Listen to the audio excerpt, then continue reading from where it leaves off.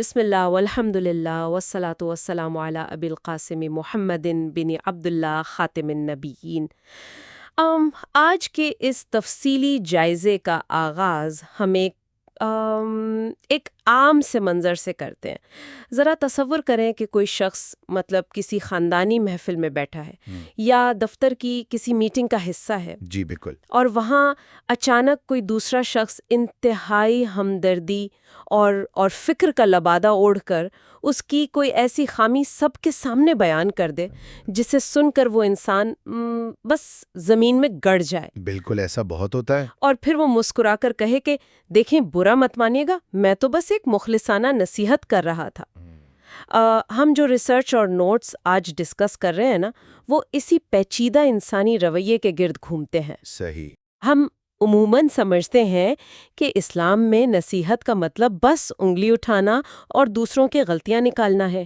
ہمارے معاشرے میں تو بدقسمتی سے نصیحت کے نام پر لوگوں کی سرعام تذلیل کرنے اور انہیں جذباتی طور پر بلیک میل کرنے کا ایک مستقل کلچر پروان چڑھ چکا ہے۔ استغفر اللہ، یہ ایک انتہائی تباہ کن رویہ ہے جو ہم سب کی روزمرہ زندگیوں میں زہر گھول رہا ہے۔ یہ جو منظر کشی کی گئی ہے، یہ ہمارے معاشرے کی ایک بہت ہی تلخ حقیقت ہے۔ اور اس موضوع کی اہمیت کا اندازہ اس بات سے لگایا جا سکتا ہے کہ جب ہم کسی تصور کی اصل جڑوں کو سمجھتے ہیں نا، تو انسان کے سوچنے کا پورا زاویہ ہی بدل جاتا ہے۔ بالکل، زاویہ بدلتا ہے۔ اس سے پہلے کہ ہم مذہبی یا شرعی احکامات کی طرف جائیں، ہمیں سب سے پہلے یہ سمجھنا ہوگا کہ زبان اور لغت میں اس لفظ یعنی نصح کے اصل معنی کیا ہیں۔ تو اس کے لغوی معنی کیا بنتے ہیں؟ عربی زبان میں اس لفظ کا مطلب ہے بالکل خالص ہونا، کسی چیز کا ہر قسم کی ملاوٹ سے پاک ہونا۔ خالص ہونا۔ جی، مثال کے طور پر لغت میں یہ لفظ اس عمل کے لیے استعمال ہوتا ہے جب شہد کو موم اور دیگر کثافتوں سے نکال کر بالکل شفاف اور خالص کر لیا جائے۔ اچھا۔ اسی طرح علامہ جرجانی نے اس کی تعریف یوں کی ہے کہ نصیحت کا مطلب ہے کسی بھی عمل کو خرابی اور فساد کی ملاوٹ سے پاک کرنا اور خالص بھلائی کی طرف بلانا۔ لیکن ایک منٹ، مجھے یہاں ایک بات سمجھنے میں تھوڑی مشکل ہو رہی ہے۔ جی بتائیے۔ اگر میں اسے ایک روزمرہ کی تشبیہ سے سمجھنے کی کوشش کروں، جیسے سونے کو آگ میں تپا کر اس میں سے کھوٹ نکالا جاتا ہے۔ بالکل صحیح تشبیہ ہے۔ تو سونے کو آگ میں جلانے کا مقصد اسے ختم کرنا تو نہیں ہوتا، بلکہ اسے نکھارنا ہوتا ہے۔ بالکل۔ لیکن سوال یہ ہے کہ شہد کو صاف کرنے یا سونے کو تپانے کا یہ تصور کسی انسان کو اس کی غلطی بتانے سے کیسے جڑتا ہے؟ بظاہر تو یہ دو بالکل مختلف چیزیں لگتی ہیں نا؟ یہ بہت ہی منطقی سوال ہے، اور اس کا جواب انسانی نفسیات اور ہماری نیت کے اندر چھپا ہے۔ اچھا، وہ کیسے؟ دیکھیں، جب سونے سے کھوٹ نکالا جاتا ہے تو نیت سونے کی قدر بڑھانے کی ہوتی ہے۔ صحیح۔ اسی طرح جب ہم کسی انسان کی کوئی خامی دور کرنے کی کوشش کرتے ہیں تو مقصد اس کی تذلیل نہیں، بلکہ اس کی شخصیت کو خالص بنانا اور اس سے نکھارنا ہوتا ہے۔ یہ تو بہت گہری بات ہے۔ اور یہی وہ مقام ہے جہاں علامہ ابن رجب نے ایک انتہائی باریک اور میں کہوں گا شاندار فرق واضح کیا ہے، جو ہماری آج کی اس گفتگو کا مرکزی نقطہ بھی ہے۔ وہ فرق کیا ہے؟ انہوں نے نصیحت اور تعیر کے درمیان ایک واضح لکیر کھینچی ہے۔ تعیر؟ جی، تعیر کا مطلب ہے کسی کو شرمندہ کرنا، تانا دینا یا آر دلانا۔ تو کیا اس کا مطلب یہ ہے کہ اگر کوئی واقعی غلط کام کر رہا ہے اور اسے ٹوکا جائے تو وہ تو خود بخود شرمندہ ہو جائے گا نا؟ اس میں نصیحت اور تعیر کا فرق کیسے طے ہوگا؟ فرق اس میکینزم اور نیت کا ہے جس کے تحت وہ بات کی جاتی ہے۔ سمجھ رہی ہوں۔ دونوں صورتوں میں بات تو وہی کی جا رہی ہوتی ہے جو سامنے والے کو ناپسند ہو، لیکن تعیر کی نفسیات یہ ہے کہ اس کا مقصد محض ذلیل کرنا، عیب جوئی کرنا اور اپنی برتری ثابت کرنا ہوتا ہے۔ مطلب صرف نیچا دکھانا؟ بالکل۔ جب انسان محض اپنا غصہ نکالنے یا کسی کو ذلیل کرنے کی نیت سے اس کی خامیاں گنواتا ہے تو یہ ایک انتہائی خوفناک نفسیاتی اور روحانی بیماری ہے، استغفر اللہ، کیونکہ یہ تو سراسر حرام ہے اور اس سے معاشرے کا امن تباہ ہوتا ہے۔ اللہ معاف کرے۔ اس کے برعکس نصیحت کا واحد مقصد اور محرک انسان کی خالص بھلائی اور ہمدردی ہوتا ہے۔ نصیحت کرنے والا دراصل سامنے والے کے درد کو اپنا درد سمجھتا ہے، یہ تو واقعی ایک بالکل نیا زاویہ ہے. یعنی اگر کوئی کسی کو کچھ سمجھا رہا ہے تو اسے پہلے اپنے دل میں جھانک کر دیکھنا ہوگا کہ کیا واقعی ہمدردی محسوس ہو رہی ہے یا بس اسے بے نقاب کرنے میں ایک عجیب سی تسکین مل رہی ہے. 100% یہی اصل کسوٹی ہے. اچھا، اگر نصیحت کا مطلب واقعی خالص ہونا اور ہمدردی ہے تو اسلام میں اس کا دائرہ کار کتنا وسیع ہے؟ بہت زیادہ وسیع ہے. ہاں، کیونکہ جو ریسرچ ہم دیکھ رہے تھے اس میں ایک انتہائی مشہور حدیث کا ذکر ہے کہ نبی کریم صلی اللہ علیہ وسلم نے فرمایا الدین النصیحہ، یعنی دین سراپا نصیحت ہے. بالکل. اور امام نووی کا یہ قول بھی شامل ہے کہ بعض علماء اسے اسلام کا چوتھائی حصہ مانتے ہیں، لیکن حقیقتاً پورے اسلام کا مدار اور بنیاد اسی ایک حدیث پر ہے. جی ایسا ہی ہے. لیکن مجھے یہ بات تھوڑی متضاد اور حیران کن لگتی ہے کہ کتنے بڑے اور وسیع دین کو صرف ایک لفظ نصیحت میں کیسے سمیٹا جا سکتا ہے؟ یہ حیرت بالکل فطری ہے اور صحابہ کرام کو بھی بالکل یہی حیرت ہوئی تھی. اچھا؟ جی، اسی لیے جب انہوں نے فوراً پوچھا کہ لمن، یعنی یہ خالص پن اور خیر خواہی کس کے لیے ہے، تو نبی کریم صلی اللہ علیہ وسلم نے جو جواب دیا وہ انسان کی پوری زندگی، اس کے تمام رشتوں اور نفسیات کا احاطہ کر لیتا ہے. وہ جواب کیا تھا؟ آپ صلی اللہ علیہ وسلم نے 5 دائرے بتائے. پہلا، اللہ کے لیے نصیحت. دوسرا، اس کی کتاب کے لیے. تیسرا، اس کے رسول صلی اللہ علیہ وسلم کے لیے. چوتھا، مسلمانوں کے حکمرانوں کے لیے. اور پانچواں، عام مسلمانوں کے لیے. میں یہاں آپ کو تھوڑا سا روکنا چاہوں گی. جی. عام انسانوں یا حکمرانوں کے لیے نصیحت تو سمجھ میں آتی ہے، لیکن اللہ اور اس کی کتاب کے لیے نصیحت؟ کیا ایک عام اور کمزور انسان خدا کو یا خدا کی کتاب کو نصیحت کر سکتا ہے؟ یہ بات تو بظاہر عقل تسلیم نہیں کرتی. بالکل، اور یہی وجہ ہے کہ ہمیں نصحہ کے اس اصل لغوی معنی کی طرف واپس جانا پڑتا ہے جس پر ہم نے گفتگو کے آغاز میں بات کی تھی. اچھا، یعنی وہ خالص ہونے والا مطلب؟ جی، اللہ کے لیے نصیحت کا مطلب اسے مشورہ دینا نہیں ہے، بلکہ اس کا مطلب یہ ہے کہ اللہ کے ساتھ اپنے تعلق میں بالکل خالص ہو جانا. سبحان اللہ. عبادت میں کسی قسم کی ریاکاری، دکھاوے یا شرک کی ملاوٹ نہ ہونا. صحیح. اسی طرح کتاب کے لیے نصیحت کا مطلب ہے قرآن کے ساتھ ایک سچا اور خالص تعلق قائم کرنا. اسے محض طاقوں پر سجا کر رکھنے کے بجائے اس کے احکامات کو عملی زندگی میں شامل کرنا. اور رسول صلی اللہ علیہ وسلم کے لیے؟ رسول صلی اللہ علیہ وسلم کے لیے نصیحت کا مطلب ان کی لائی ہوئی شریعت کی مکمل اور خالص اطاعت ہے. کیا کمال کی وضاحت ہے. اب جا کر اس کے معنی پوری طرح کھلے ہیں. جی. اور اگر ہم چوتھے اور پانچویں دائرے کی طرف آئیں تو یہاں ایک اور زاویہ ابھرتا ہے جو ہم عموماً نظر انداز کر دیتے ہیں. وہ کیا؟ عام طور پر ذہنوں میں یہ خاکہ بٹھا دیا گیا ہے کہ نصیحت ہمیشہ اوپر سے نیچے کی طرف آتی ہے، یعنی بڑا چھوٹے کو کرے گا، استاد شاگرد کو، یا حاکم رعایا کو کرے گا. صحیح بات ہے. لیکن ان 5 دائروں کو دیکھ کر تو معلوم ہوتا ہے کہ یہ ایک مکمل 360 ڈگری کا ماڈل ہے. بالکل، یہ ہر طرف محیط ہے. ریسرچ میں جریر بن عبداللہ رضی اللہ عنہ کی حدیث کا حوالہ بھی موجود ہے، جس کے مطابق رسول اللہ صلی اللہ علیہ وسلم نے ان سے نماز قائم کرنے اور زکوٰۃ ادا کرنے کے ساتھ ساتھ ہر مسلمان سے خیر خواہی یعنی نصح کی بیعت لی.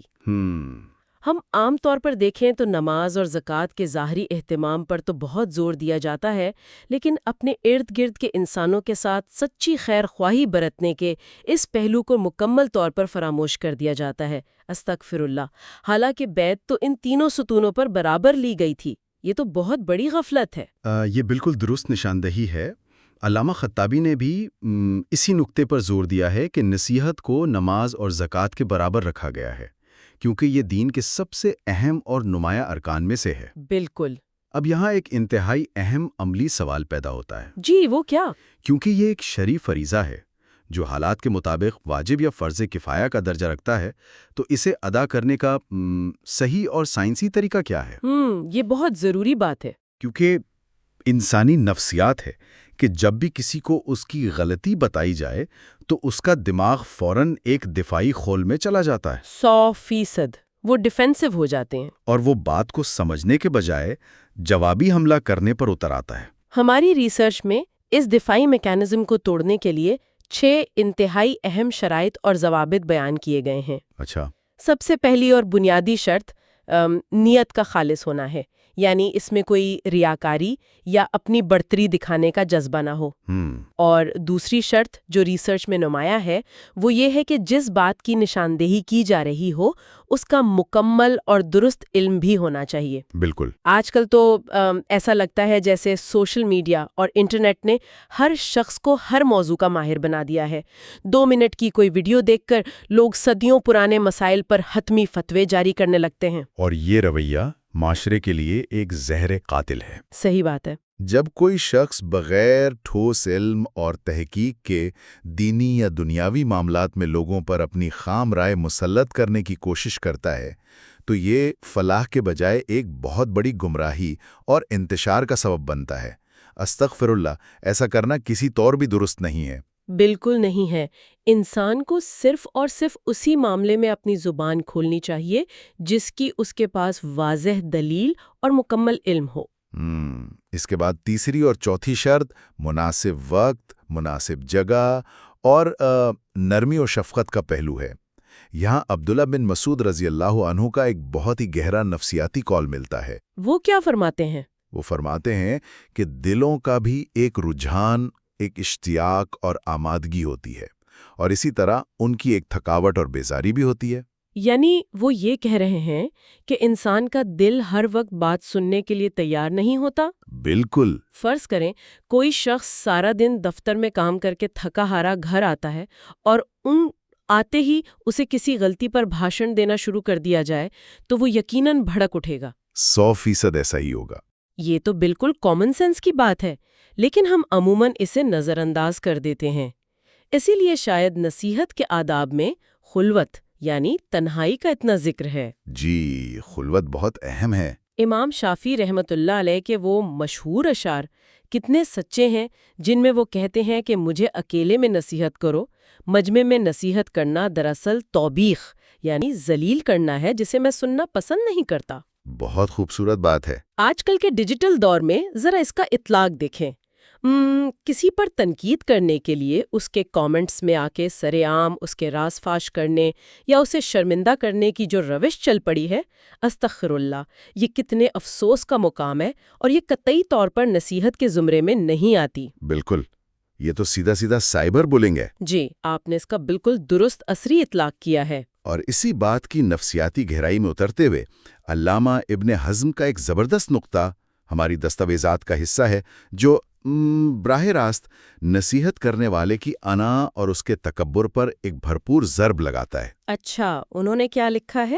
وہ لکھتے ہیں کہ نصیحت کبھی اس شرط پر نہ کرو کہ اسے لازمی مانا جائے گا۔ اگر انسان یہ توقع رکھتا ہے کہ اس کی ہر بات کی من بمن اور فوری اطاعت کی جائے تو وہ ناصح یعنی خیرخواہ نہیں بلکہ وہ در حقیقت حاکم اور ڈکٹیٹر بننے کی کوشش کر رہا ہے۔ یہ نقطہ تو انسان کو اندر تک جھنجھوڑ دینے والا ہے۔ بالکل۔ مطلب یہ ہمیں ایک آئینہ دکھاتا ہے کہ جب ہم کسی کو کچھ سمجھاتے ہیں اور وہ نہیں مانتا تو ہمیں جو شدید غصہ آتا ہے ہمیں خود سے پوچھنا چاہیے کہ کیا وہ غصہ واقعی دین یا اصول کی خاطر ہوتا ہے؟ سوچنے کی بات ہے۔ یا محض اس لیے کہ ہماری اپنی انا مجروح ہو گئی ہوتی ہے کہ بھائی اس نے میری بات کیسے نہیں مانی۔ صحیح، انسان کی انا بہت بڑا مسئلہ ہے۔ اچھا، یہ تمام نفسیاتی اصول، شرائط اور ضوابط تو ہم نے سمجھ لیے، لیکن دماغ میں یہ سوال پیدا ہوتا ہے کہ کیا یہ سب صرف کتابی باتیں ہیں؟ نہیں، ایسا نہیں ہے۔ میرا مطلب ہے کہ یہ عملی زندگی کی حقیقتوں میں کیسے نظر آتے ہیں؟ کیا تاریخ میں اس کی کوئی ایسی عملی مثالیں موجود ہیں کہ لوگوں نے اتنی مشکل اور کڑوی باتوں کو اتنے خوبصورت انداز میں پیش کیا ہو کہ سامنے والے نے اسے بخوشی قبول کر لیا ہو؟ بے شمار اور انتہائی شاندار مثالیں موجود ہیں۔ ذرائع بتاتے ہیں کہ کسی کو راہ راست پر لانے کا مطلب صرف سامنے بٹھا کر لیکچر دینا نہیں ہے۔ اس کے کچھ بہت ہی زبردست بالواسطہ اور عملی طریقے بھی ہیں۔ مثلاً کسی کی کوئی ظاہری یا معاشی ضرورت پوری کر کے اس کے دل کو نرم کرنا۔ اچھا، یہ بھی ایک طریقہ ہے؟ جی، جیسا کہ نبی کریم صلی اللہ علیہ وآلہ وسلم نے ایک صحابی حکیم بن حزام رضی اللہ عنہ کو پہلے مال دیا، ان کی ضرورت پوری کی اور پھر جب ان کا دل پوری طرح مائل ہو گیا تو انہیں یہ گہری بات سمجھائی کہ اوپر والا ہاتھ ہمیشہ نیچے والے ہاتھ سے بہتر ہوتا ہے۔ سبحان اللہ۔ اسی طرح تحفہ دے کر دلوں میں محبت پیدا کرنا، خط و خطابت کے ذریعے بات پہنچانا تاکہ سامنے والا دفاعی پوزیشن میں آئے بغیر اکیلے میں اسے پڑھ کر غور کر سکے۔ لیٹر لکھنا یہ اچھا آئیڈیا ہے۔ یا اگر محسوس ہو کہ خود بات کرنا مناسب نہیں تو کسی بزرگ یا قابل احترام شخصیت کے ذریعے اپنا پیغام پہنچانا بھی اس کی بہترین طریقے ہیں۔ اس حوالے سے مجھے ایک اور واقعہ یاد آ رہا ہے جو ریسرچ میں حدیث مسیح صلاطہ کے نام سے شامل ہے۔ جی بالکل۔ ایک شخص مسجد نبوی میں آیا اور اس نے انتہائی عجلت میں نماز ادا کی جو کہ ظاہر ہے درست نہیں تھی۔ اب اگر آج کا دور ہوتا تو شاید لوگ اس پر ٹوٹ پڑتے، 100% لوگ تو جینے نہ دیتے۔ لیکن نبی صلی اللہ علیہ وسلم نے اسے سب کے سامنے ڈانٹنے یا ملامت کرنے کے بجائے بڑی محبت اور شفقت سے کہا کہ واپس جاؤ اور نماز پڑھو کیونکہ تم نے نماز نہیں پڑھی۔ یہ عمل 3 بار دہرایا گیا۔ ہم نے اسے ایک ایک قدم پوری تفصیل سے سکھایا۔ اس میں سب سے بڑی بات یہ تھی کہ اس انسان کی عزت نفس کو ذرا بھی مجروح نہیں ہونے دیا گیا۔ بے شک یہی اصل حکمت ہے۔ اور اسی طرح صحابہ کے درمیان باہمی خیر خواہی کی مثال دیکھیے۔ سلمان فارسی اور ابو درداء کا واقعہ انسانی نفسیات کو سمجھنے کی کتنی بڑی کلاسک مثال ہے۔ بالکل ہے۔ سلمان جب ان سے ملنے گئے تو انہوں نے صرف زبانی کلامی بات نہیں کی بلکہ ان کے گھر رکے، صورتحال کا مشاہدہ کیا۔ انہوں نے دیکھا کہ ابو درداء مسلسل روزے رکھ رہے ہیں، رات بھر جاگ کر عبادت کرتے ہیں، اور اس شدید روحانی ریاضت میں ان کی بیوی اور ان کے دنیاوی فرائض مکمل طور پر نظر انداز ہو رہے ہیں۔ اور یہ آج کے دور کے اس رویے سے کتنا ملتا جلتا ہے نا، جہاں لوگ اپنے کام یا کسی ایک مشغلے میں اتنے مگن ہو جاتے ہیں کہ اپنے قریبی رشتوں کو بالکل ہی بھول جاتے ہیں۔ بالکل ایسا ہی ہے۔ یہ بھی تو ہے۔ تو سلمان نے وہ اس مسلسل عبادت سے روکا۔ اب بظاہر تو عبادت سے روکنا ایک عجیب سی بات لگتی ہے، لیکن انہوں نے ایک عظیم توازن سکھایا۔ وہ کیا تھا؟ انہوں نے کہا کہ تمہارے رب کا تم پر حق ہے، تمہارے اپنے نفس کا اور جسم کا تم پر حق ہے، اور تمہاری بیوی کا بھی تم پر حق ہے، بس ہر حقدار کو اس کا جائز حق دو۔ کیا زبردست بات ہے۔ اور دین کی وسعت دیکھیے کہ جب یہ معاملہ نبی صلی اللہ علیہ وسلم تک پہنچا تو آپ صلی اللہ علیہ وسلم نے سلمان کے اس متوازن اور خیر خواہانہ رویے کی مکمل توثیق کی۔ یہ توازن ہی تو معاشرے کو جوڑے رکھتا ہے۔ بالکل۔ لیکن چلیں، یہ تو ہو گئی آپس کے رشتوں کی بات۔ کیا تاریخ میں کوئی ایسی مثال بھی ملتی ہے جہاں حکمرانوں یا طاقتور لوگوں کے سامنے، جہاں جان کا خطرہ ہو سکتا ہے، وہاں کلمہ حق اور خیر خواہی پیش کی گئی ہوں؟ کیونکہ اقتدار کے سامنے سچ بولنا تو بہت مشکل کام ہے۔ یقیناً۔ اور جب ہم تاریخی صفحات الٹتے ہیں نا تو ہمیں ایسی مثالیں ملتی ہیں جو عقل کو دنگ کر دیتی ہیں۔ عطا بن ابی رہبہ اور اموی خلیفہ ہشام بن عبد الملک کا وہ تاریخی واقعہ لے لیجئے۔ اچھا، وہ کیا واقعہ تھا؟ ذرا اس دربار کا منظر تصور کریں۔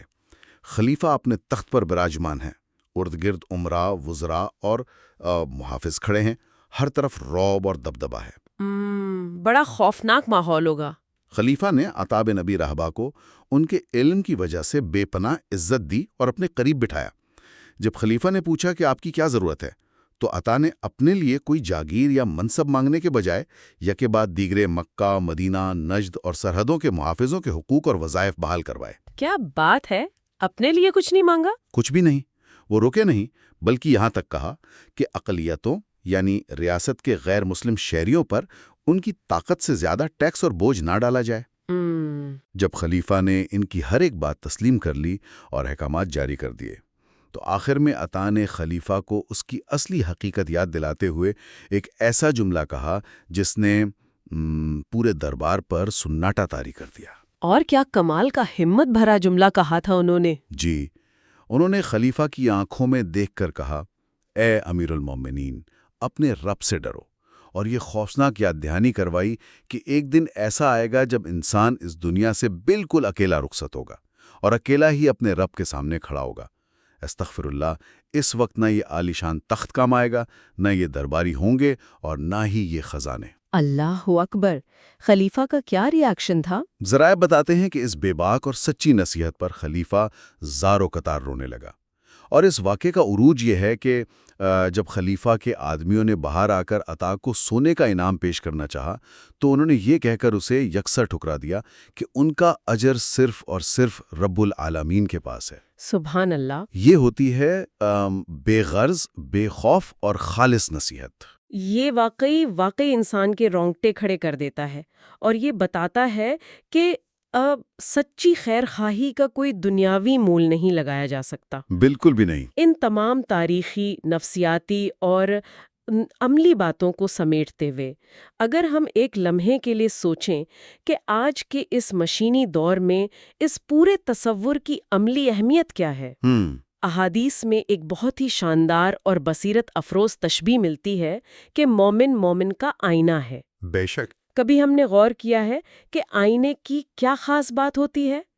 آئینے کا کام خامیاں دکھانا ضرور ہے، لیکن وہ خامیاں بالکل صاف، شفاف اور واضح انداز میں، بغیر کسی طنز، بغیر کسی اونچی آواز اور بغیر کسی ملامت کے دکھاتا ہے۔ کیا زبردست بات ہے۔ آئینہ کسی کو دوسری بار یہ نہیں تانا دیتا کہ بھئی کل بھی تم خراب لگ رہے تھے۔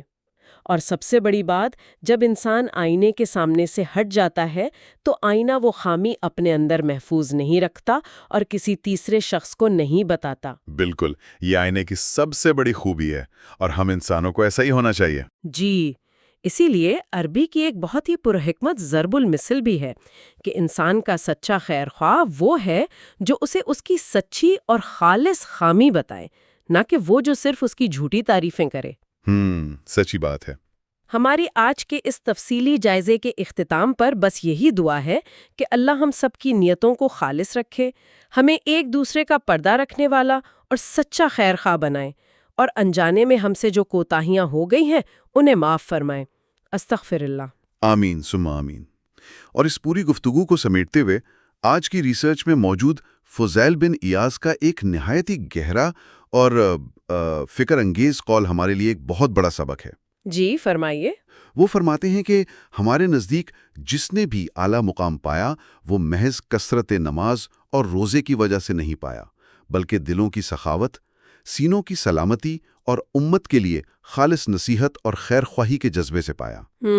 بہت گہری بات ہے۔ یہ ایک ایسا نقطہ ہے جو تمام تر ظاہری عبادات کی روح کو بے نقاب کر دیتا ہے، اور یہ بات ہم سب کے لیے ایک سوال چھوڑ جاتی ہے، ایک ایسا سوال جس پر ہمیں تنہائی میں غور کرنا چاہیے۔ بالکل۔ جب بھی ہم اگلی بار چاہے گھر میں ہوں، دفتر میں یا سوشل میڈیا پر کسی کو کوئی بات سمجھانے یا نصیحت کرنے لگیں تو ایک لمحے کے لیے رک کر خود سے یہ سوال ضرور پوچھیں۔ کون سا سوال؟